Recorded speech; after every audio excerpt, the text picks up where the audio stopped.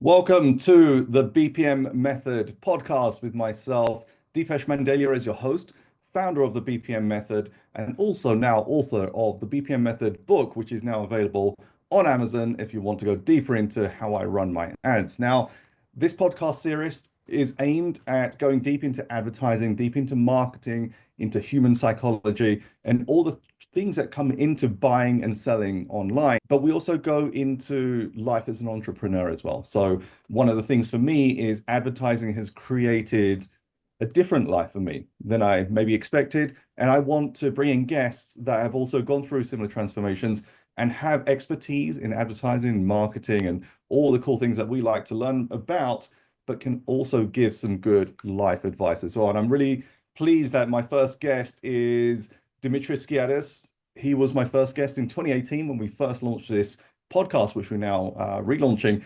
And it's also interesting because I think we're very similar in our values, in the way we've kind of gone through life and the way we see life as well. So without further delay, Dimitris, welcome to the podcast.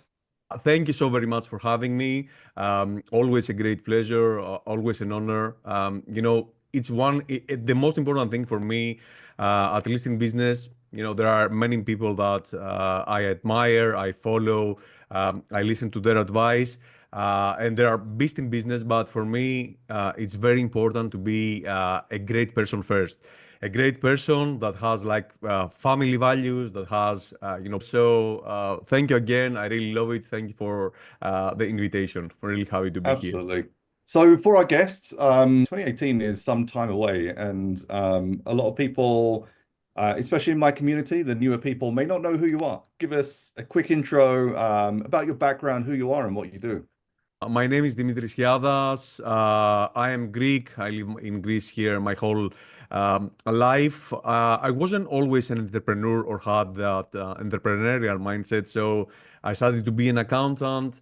But I realized that, age 27, 28, that I didn't want to be an employee my whole life. So I typed those magical keywords back in 2009. So I realized that now I've been into this game for 15, 16 years now. Make money online. I stumbled upon affiliate marketing with writing articles back in the day. It wasn't that popular, with advertising as it is today. And then I started learning about digital marketing. Google Ads were very, very famous. They still are, but this is where I started, and I learned a lot. I started working at various agencies till I took the big leap of faith 10 years ago, and decided to open up my own agency. As I started as a freelancer, I opened up my own agency. I started with dropshipping stores, print-on-demand stores, cash on delivery. I imported stuff. A lot of mistakes, a lot of failures, but a lot of successes as well. People wanted help and started asking about, hey, how do you do that? How do you do the other thing? So I started helping a lot of people with their basically e-commerce stores. I started getting a lot into conversion rate optimization, into Google Analytics, into Google Ads, Facebook advertising, and all that kind of good jazz. And around 2017, we started teaching people, launching courses, and then and helping clients. 2017, I started hosting a high-end mastermind in Greece called the Greek Mastermind. So since 2016, 17, I've helped, I don't know, tens of thousands of people with free content to build and grow and scale their own e-commerce store to multiple 6, 7, and 8 figures, multiple paying clients as an agency, host of the Greek Mastermind, and various other projects. Among others, I also have a restaurant. Life works in mysterious ways. So yeah, I never knew that I will become a restaurant owner. So this is one of the businesses, and here we are. So one thing I did ask you about is your biggest giveaway for people that are listening. So the way I like to share information is give the big stuff up front. So I know, like, if you're writing a book, you put the big reveal at the back, or if you're doing podcast, you lead into something really big and hook them. But I like to turn that around. So tell me, like right now, we're in 2025, ecom, we've both been in the game for a couple of decades now. Ecom is always going to be here. Like commerce, buying and selling is always going to be here. Electric commerce is now where we're at. Who knows what happens in 10, 20 years time. But for the next 12 months, like what is your big advice? What are you focusing on, or what do you recommend other people be looking at?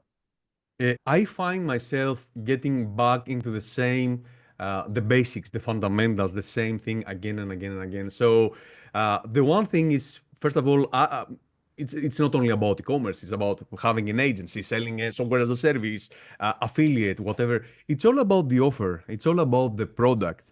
You know, how many times you've seen people, and I remember it really, really strong, especially in the dropshipping days where people were like, oh, you know, I tested that product, it doesn't work. And then you have the other person who tests the exact same product. And this is something that I keep repeating. So if people have seen previews like interviews and stuff like that, this is something that I don't mention for the very first time. And you have person number two that tests the exact same product, but he doesn't forget about the marketing. Most of the drop shippers, especially, they're lazy people. Okay, and I mean this in a very good way and not in a bad way, because I used to be a drop shipper and I was lazy. I just wanted to test really, really quickly and just see and hope that it will turn up into a winner and we start making sales. Okay, sometimes that happens, but one thing that I keep coming back is that you never need to forget that you are a marketing. You do need to put in the work. It's not a push button solution. It doesn't work like that. So what I keep coming back to is that actually think about your offer, your product, your offer, and who is the ideal customer that you're selling that product to. Okay, which is the problem that you are currently solving? So all these people think about the winning product, or even the product. Well, let's talk about brands that they have already an established brands, and sometimes that goes up and down. It's not steady, etc., etc. Okay, sometimes you need to, not sometimes, always, all the time, you need to think as a marketer and think about, okay, who is my ideal customer? Why should they buy from me and not they buy from another competitor of mine? Okay, so we take the time to evaluate who is our ideal customer and how can I approach the problem solving. Okay, so think about it like that. Let's say that I have a coffee right in front of me. Okay, a coffee is really, really simple. It's only like €2. Why do you buy coffee? Because I want to wake up, or I want to feel good, or I want to concentrate. Okay, so the coffee we don't really to put too much thought into it. But when someone is selling a perfume, and if you've seen all the commercials of perfumes, for example, they never have to do with the actual perfume. They have to do with charm. They have to do with man and women. They have to do with flirting. They have to do with sexiness, feeling desired. Okay, perfect. When we're talking about the car, depending on the car, and okay, I'm giving out different examples, but when we're talking about a car, if you're buying a Toyota, and I have nothing against Toyota, it's not about the status.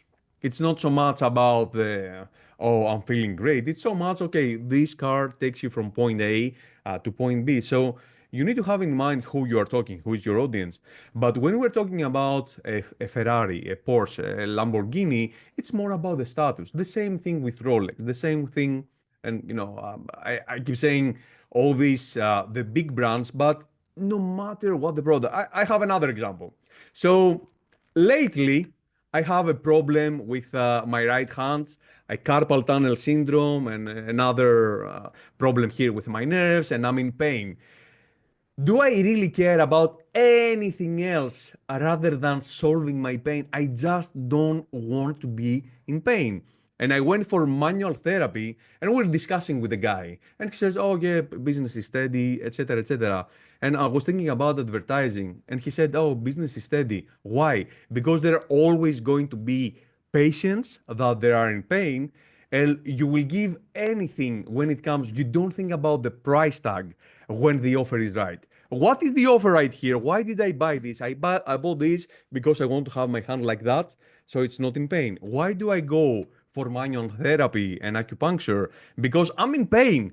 So I don't care about the price. Even if you said something really extraordinary, I would still go because I wanted to solve my pain. So to wrap it up again, because I opened it up like a lot, is thinking about who is your ideal customer and exactly about your product. What is the offer? Why? How can we make it irresistible?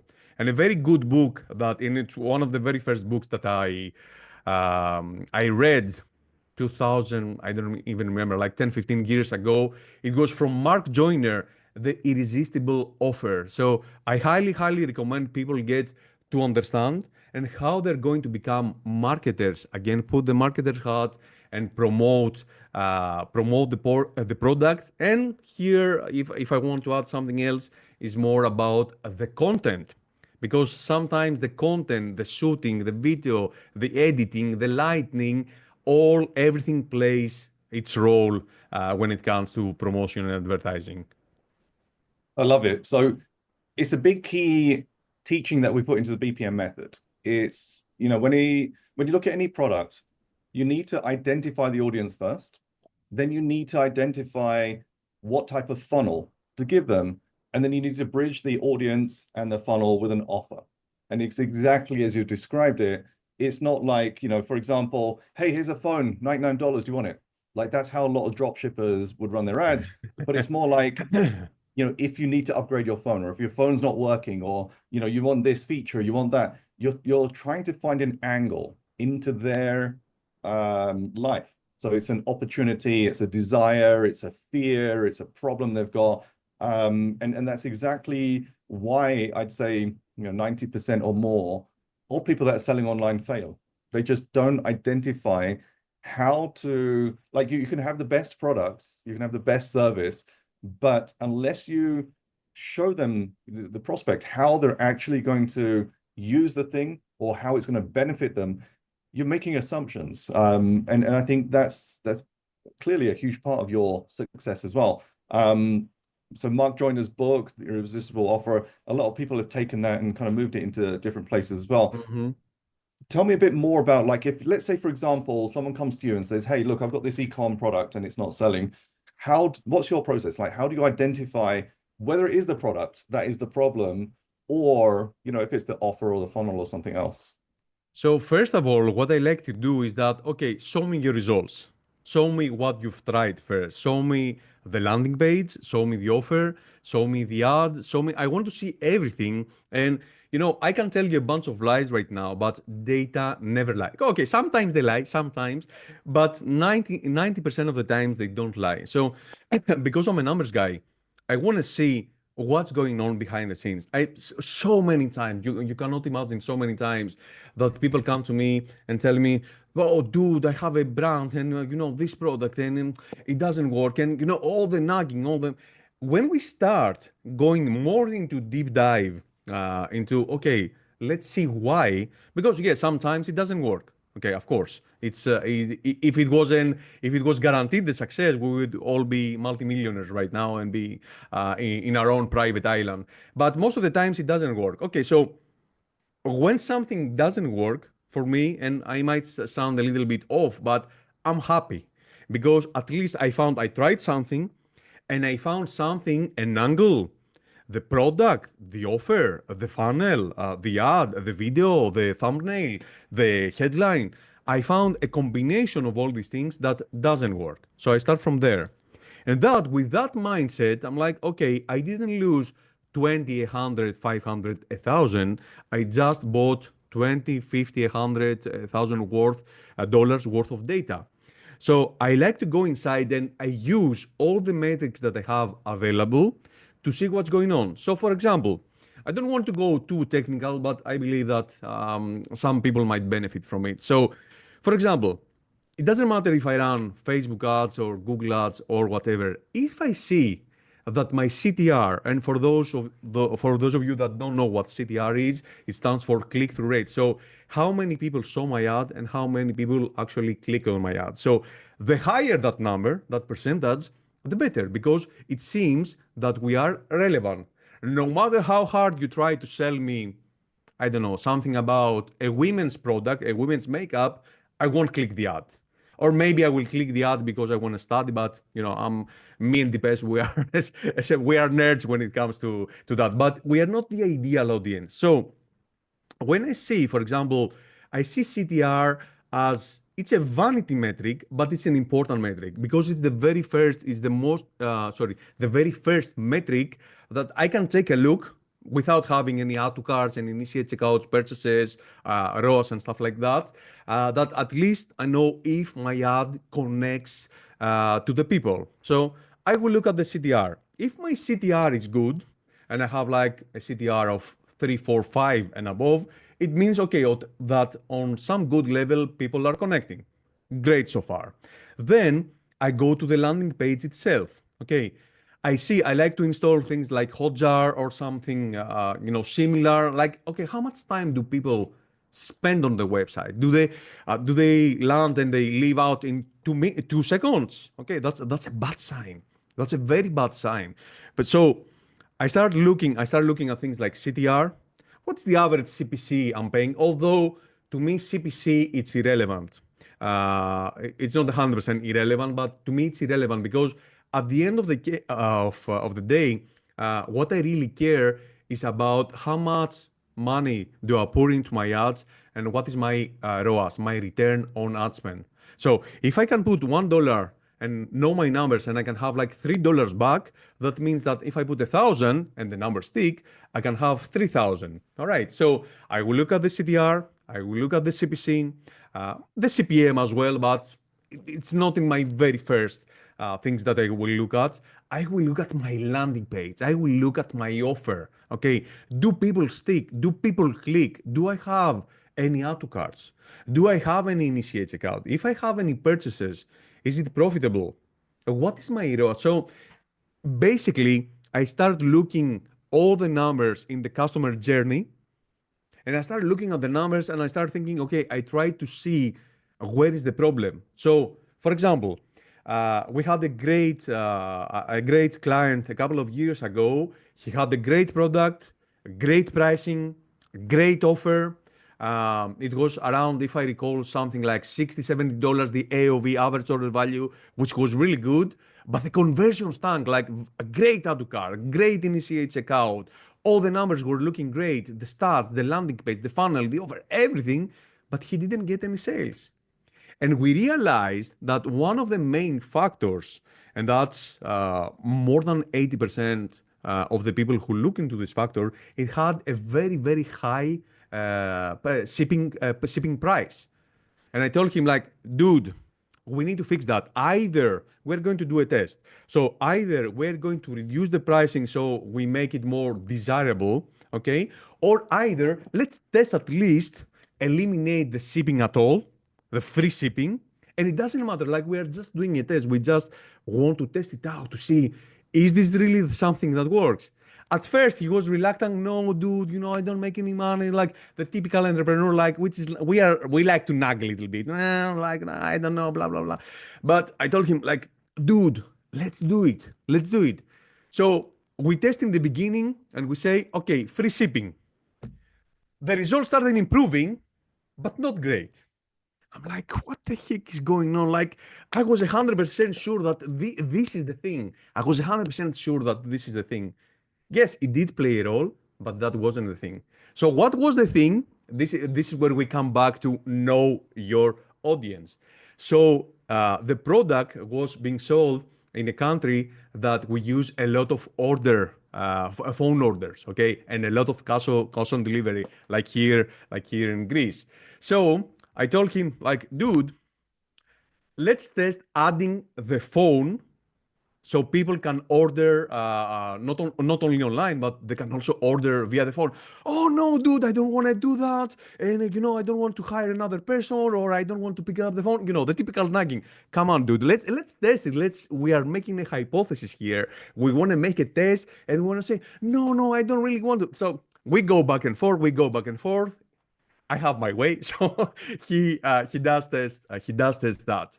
And then we find an amazing increase in sales over the phone. He wasn't happy because his conversion rate was still super low, but we were getting so many so many sales from via the phone, which he couldn't believe it. Was it ideal? No, it was not. But when we understood the market that we are talking to, okay, we understood that a lot of people, they wanted to pick up the phone and they wanted to order via the phone and pay with cash on delivery. We had other problems with cash on delivery, okay, but it's really, really important to understand and look at your numbers and try to put out the sentiment outside of it. I know sometimes sucks. I don't like losing money either, or my clients' money, but you have to put the sentiment out and start thinking, why wasn't it working? So hopefully that is helpful for people. Absolutely. So one of the things on my mind for the next 12 months is attribution. So if you have an e-com store and you're generating sales on the telephone, or you've got multiple traffic sources, so Facebook, Google, YouTube, whatever, what advice can you give on attribution? So I know, like, for example, you've got deep expertise in Google Analytics. GA4 is free and people can install it. I use Google Analytics plus Wicked Reports. So Wicked Reports does a deeper integration. It looks at your payment providers, goes into your email and ties everything together as well. Share a bit about your kind of advice when it comes to attribution. So here's the thing. I want to start by saying this. No matter which tool you use, your data will never be 100% accurate. Even before 2020, I believe it was, with the iOS 14 madness, where we all freaked out, and the attribution, and all this madness. Even back then, Google Analytics was not 100% accurate. I don't have an experience with all marketing tools, but I have found something that works at least for me. So for me, it's really, really important to use whatever the tools you are being given by Google and are free, okay? I will use it to my favor and my client's favor. So what I will do, I will install Google Analytics. I will install Google Tag Manager. So I will try to track in every possible detail all the things that do matter for my business. So what do matter for my business as an e-commerce store owner? I do like to see, okay, the view content, add to cart, initiate checkout, where people are dropping, if I have any offers, any coupons. We like to use coupons a lot because with coupons, it's much easier to track it. And then there are tools like Triple Whale, or Red Track, or Hyros, or there are a couple of more tools that some of them, and there is a big fight between all the owners, and I don't want to put disrespect into anyone, but I do believe that no one has 100% accurate solution. So I like to go with what is 90% accuracy, and for me that is good enough because I don't look only as attribution and the data, I look at the overall experience of the store. I look, okay, one thing that, okay, Triple Whale, for example, they can say, they can attribute that sale on the add to cart, but it attributes only specific when it comes to paid advertising. What happens if I go into guerrilla marketing and I start shouting, hey, I have the best store ever, come buy with me. I go naked out the streets. I won't do it, don't worry, but you'll see me on TikTok. But if I go guerrilla marketing and I start getting like these crazy actions, or I have like email marketing, or I have traffic driven from affiliates, from influencers, from whatever, TikTok, YouTube, whatever, shorts, it doesn't really matter. So I like to see all my metrics as a whole. I like to see. I don't like to see that and I said, okay, I'm spending Facebook ads, so because I'm spending there most of the money, I will put the most attention there. Yeah, I'll put the attention there, but I like to see overall how my store is performing and what is the add to cart, and I like to compare what Google Analytics and what Shopify dashboard is giving me, okay? And then still I'm going to have like a little miss of percentage. And it's really another thing that's really, really important to look at the lifetime customer value and look at the whole customer journey. Some of the people, and I will finish with that, some of the people think that, oh, I saw an ad on Facebook, I clicked, I bought, end of story. It doesn't work like that, usually. Okay, this is why we have a great conversion rate of 5%. What happens with the rest 95%? So usually how it goes is like, oh, very nice ad. I click, oh, very nice. It's not the right time. I go ahead and do my other thing, Facebook, Instagram.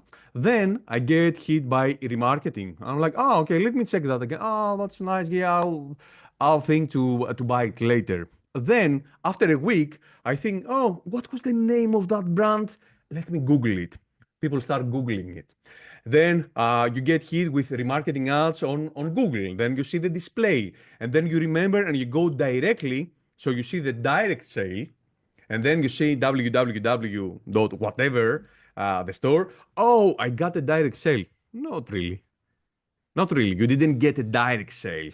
So people, they had to go through the whole customer journey and go ahead. We had people that bought after 3 months, after 4, after 5, after 6. It doesn't really matter.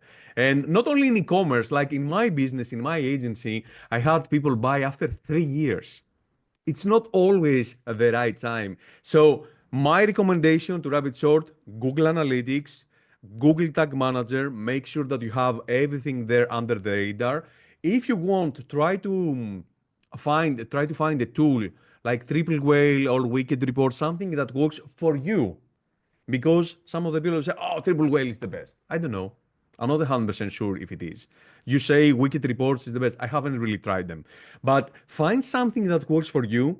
But for me, Google Analytics and Tag Manager and all the attribution that I can give using like the UTM sources in Facebook and Google works pretty good enough for me, and looking at your store as an overall entity. Question for you on a more personal note, like what motivates you day to day and when it comes to business? Is it, e-commerce, running your own e-commerce, doing client stuff, research? Like what's your thing that if you're doing that tomorrow, you're going to sleep excited? I've done everything. Not everything, but I've done a lot of different business models. I had drop shipping stores. I imported stuff from China here in Greece. I had another partnership in USA. I've done print on demand. I work as an agency. I work as a coach. I work as a consultant. I've done research for products. I work with CRO, conversion rate optimization, and it has like its own thing, its own beauty. But for me, I realized that where I thrive the best is that when I help others and work as a consultant, or when I look at numbers. Like if somebody tells me like, dude, my story is not working, I need help as a consultant, or I need help as a CRO consultant or Google Analytics, this is where I thrive the best. Why? Because I wanted, first of all, to have the experience. This is why I built my own brand, a small brand here in Greece, which eventually failed. But I really wanted to understand the whole process. A lot of courses were like, oh, you import stuff from China. Oh, really? How? What's the process? Oh, it's really easy. No, it's not. I'm telling you, it's not easy. It's not difficult, but it's complicated. So I really wanted to understand the whole process of like, okay, building the product, advertising, opening, gifts, coupons, selling, customer service. And I realized, for example, one thing that I really love is like one day I picked up the phone and I did all the abandoned carts. I did it myself. I could have, get an employee to do it or something similar. But why did I get to do that? Because I learned a lot just from picking up the phone and say, hey, hi, my name is Dimitris and I'm calling from X store. By the way, we started receiving your order. It's like the wording, the naming and stuff like that. We started receiving your order, but eventually it didn't came through. Like what happened? So you get real life feedback from people that, okay, this is why it didn't work, or this is why someone said, oh, call me after 5 minutes. He never picked up. Another guy says, oh, I'll do it later. He never did it. Oh, someone said, okay, yeah, let's do it right now. So one of the things that I really liked was that. So one part of the business. But customer support, oh my, kill me now. Kill me now. Oh, where is it and why it's not? And blah, blah, blah. Like, okay. So I realized after doing all these aspects of running an e-commerce store, I realized that I thrive the best when someone tells me like, I have a problem, I have the data, my site is not working, let's fix it together. So this is what I really enjoy. But everything has its own, favor and beauty. One of the things I'm deep in right now is AI. I'm curious to know whether you've looked at AI and whether you're using AI and whether AI's helped you with the work that you're doing day to day. A ton.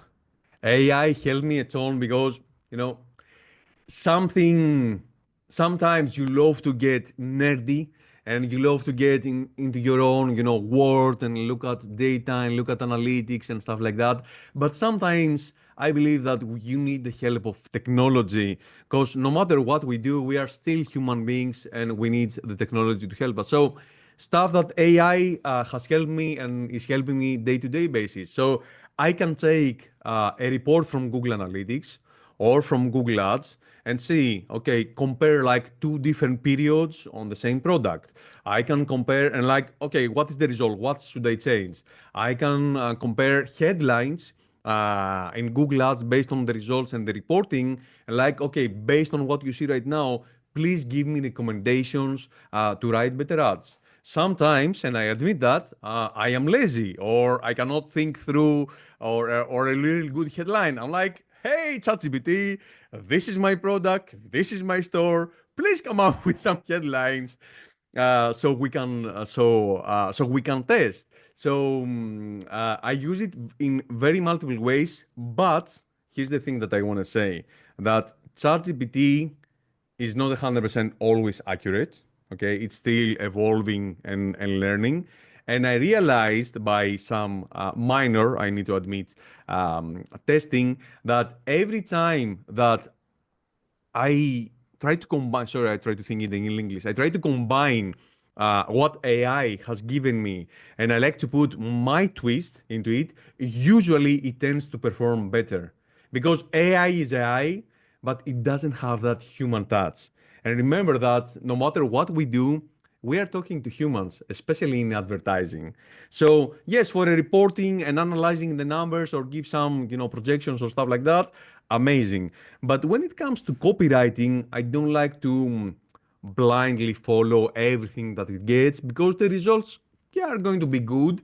But I've realized, and that's my own results, that I've realized that when I put the time into, okay, I like to take what AI, what ChatGPT gave me, okay, and I like to make it better, usually it tends to perform much better. A lot of the people in the community are in e-commerce for clients, and some of them are doing e-commerce for themselves. And both of them are difficult. Both of them have different difficulties. Like if you're running your own e-commerce, you're learning everything from bottom up, like product sourcing, fulfillment, everything like that. And it's its own headache. There are ways to overcome it, so print on demand and drop shipping and things like that, where you can kind of push logistics and some of the customer services maybe to somebody else. Then you've got the client side, which is I want to help a client grow their e-commerce store, but then that comes with other things. You need to find a client, you need to get them results and things like that. Is there any advice? Because I know you've done both. Like, is there advice you can give to people who are, within the first year of their journey on how to tackle both of those? So that's an amazing question. So I've done both, and I gotta tell you from my experience that there is not a perfect scenario. All of them, no matter what type of business you are going into, either you work as an agency, freelancer, consultant, coach, you write books, affiliates, whatever, you are going to face difficulties. And no matter what you do, always remember that, I see sometimes people say, oh, I got $1,000 today. Not really. If you think about it, you didn't make $1,000 today. You had 10, 15, 20 different people, 30, whatever the amount is, that bought something from you. that they trusted you with their money because they thought that your offer, your product, or whatever is it that you're selling, it suits their case. It's like it gives them a solution. So we need to start thinking that either you sell products or either you have to deal as an agency. No matter what you do, the money, you don't make it yourself. The money is be given to you by a client. Okay. And always I have found out that clients have their own challenges. Sometimes, and I'll tell you what I hate. When I was doing my own stores and drop shipping and print on demand and stuff like that, we always had people that they just didn't care. They bought the product, all good, all nice and fancy. But the problem is, like, you can have 100 clients that are perfect, but there is one, there can be only one that they can ruin your day or your week, like, entirely, because they start telling you stuff when it comes to customer support, or you know everything that has to do with e-commerce, that it can ruin your whole mood, and fuck it, like, take your money back. So sometimes I used to get things personal. Okay, so no matter what you do, don't take things personal. They are in their own journey. We won't get to charge them for murder, or say anything bad about them. They are in their own journey. I'm not the one who is going to change their minds. I gotta admit, I made that mistake in the back, and sometimes you cannot figure things out. So if you are into the journey that you are selling stuff to people online, always remember that do your best. No matter what you do, you are going to have disappointed people. Don't take it personally. It's still part of the business. Sometimes you even lose money. Because you even lose money from the paid advertising. I had people that they order stuff with cash on delivery. We confirm the phone, they get there and they didn't accept the order. And then I called them back. He says, "Oh yeah, I'm sorry, I want it back." And I send it back the second time and they still don't accept it. So I lost like $4, $5, $6. Okay, I was pissed. I was really pissed.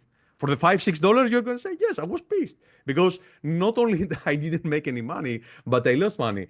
Then I realized that if I want to be in this business, I got to focus on where I can serve people the best, focus on having the amazing customer experience, a very good product, quality, good ads, marketing, etc., etc. And shitty things are going to happen.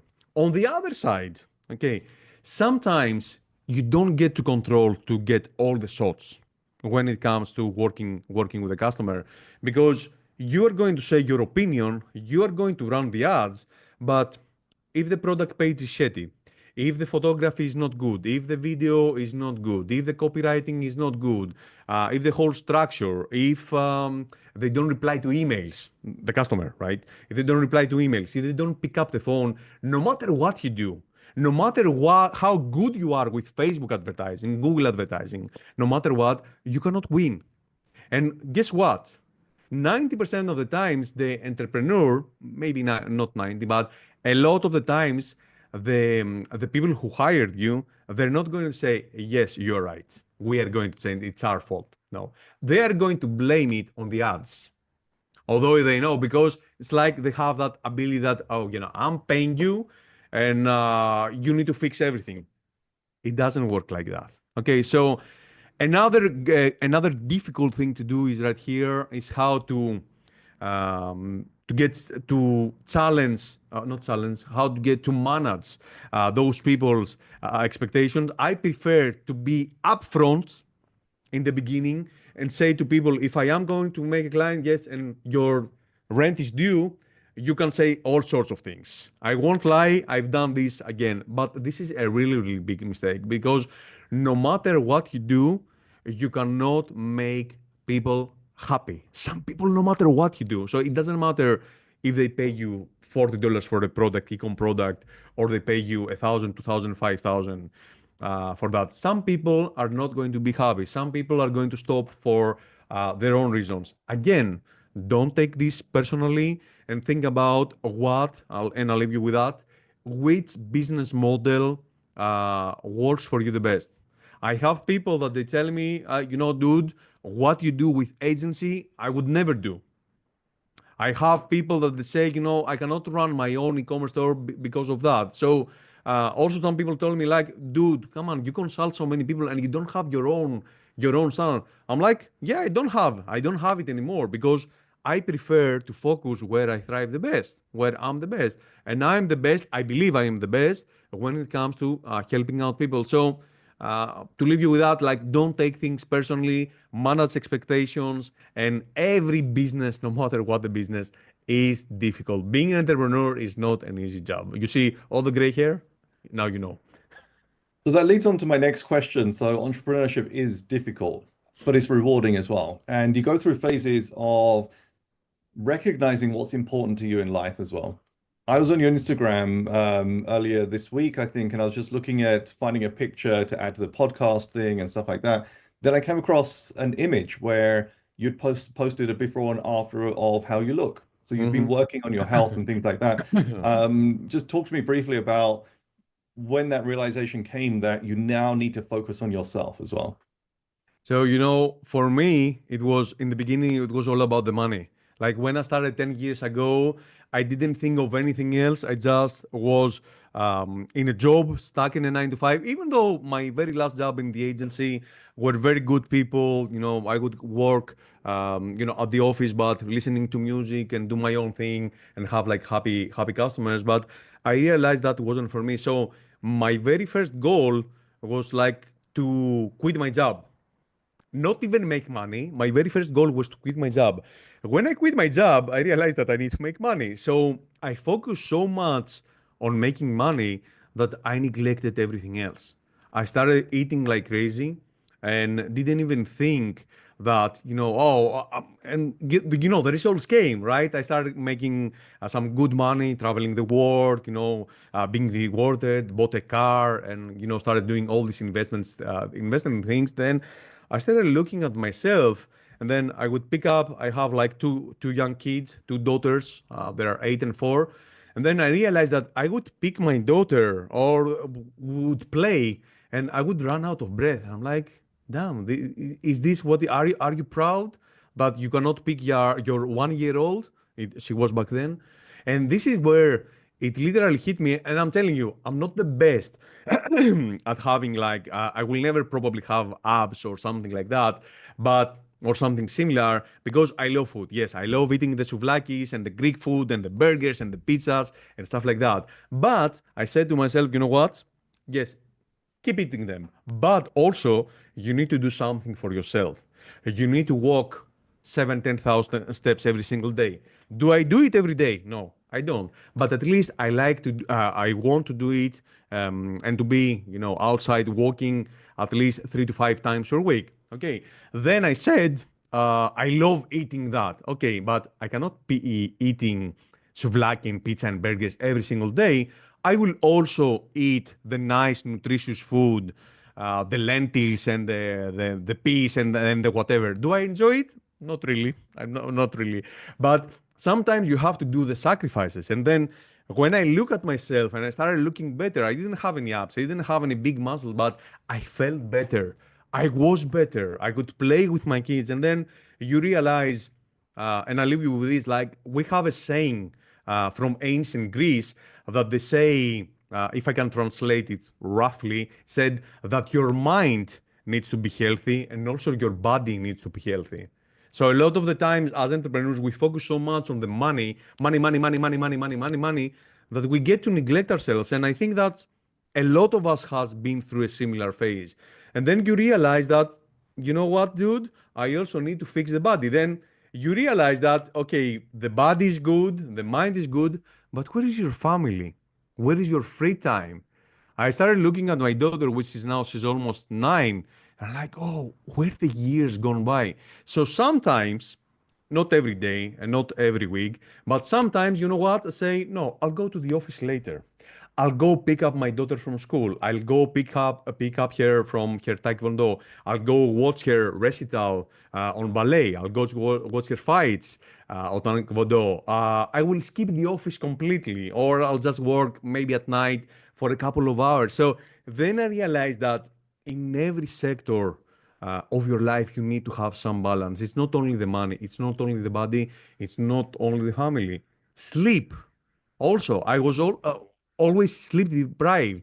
And even when at 1 a.m., 2 a.m., 3 a.m., I would lay down to bed, I would still think about how can I make more money? And then I didn't have like a good sleep. And then I would wake up at 8, 9, and then start the circle again. No, it doesn't work like that. Some people might say, some people might disagree, but for me, it's more important to have like a balance, have time with my wife, okay, go on trips together, have time with my kids. Later, I'm living right here and I have a band, a music band that I play. So for me, right now it's almost 8 my time and I have the practice with my band. I will go do that. Oh, you could be hustling or you could be making money. Yeah, probably I could. But for me, it's important as well to practice a hobby that I like, to spend time with my wife, my daughter, my parents. Everybody's parents, nobody's getting any younger. And I realized that, my parents are 70, 71. Probably in 10 years, who knows? Maybe they will live up to 100. I don't know. But I want to spend more time with them every single day. I talk to my mom and dad every single day. People might say, oh, come on, dude, like you talk with your mom every single. Yes, I do. And I'm proud because I want to be close to her. I want to visit them. So for me, it's more about balance and having that realization that not everything is going to be money. Money comes and goes. Absolutely. So I think that's a really good point to end the podcast. But before we do, one more question for you, because I enjoy cooking. And actually, FYI, we're having Greek chicken today. I found a really nice recipe, marinated the chicken yesterday. We're going to put it in wraps and, all the cool stuff the trimmings that come with it as well. What's your favorite food? What would you recommend the listeners to try out? Oh man, like you cannot go away from souvlaki, like either with pork or either with chicken or either with like we have different kinds of meats that you can try. Like a souvlaki wrap with pita is like the most delicious, dirty, super dirty, but super delicious Greek food that you will enjoy. Or if you want a more healthy option, I would say a very nice Greek salad with red tomatoes and a big chunk of feta cheese. Like that, you cannot go back. You cannot go wrong with that. Absolutely. Good stuff, Dimitris. It's been great having you on. Golden nuggets as always. If the listeners want to find out more about you, where can they go and follow you? So we have the agency which is called digitalclients.com, and we handle everything from Facebook and Google advertising, funnel copywriting, and stuff like that. Also on Instagram, Dimitris.Skiadas. Amazing. Thanks, Dimitris. It's been a pleasure having you on. We will connect again soon, I'm sure. We'll be sharing links and summaries from the podcast as well. This has been the BPM Method podcast with your host, Depesh Mandalia. Thanks for joining us, and we'll see you on the next episode. Thank you so much.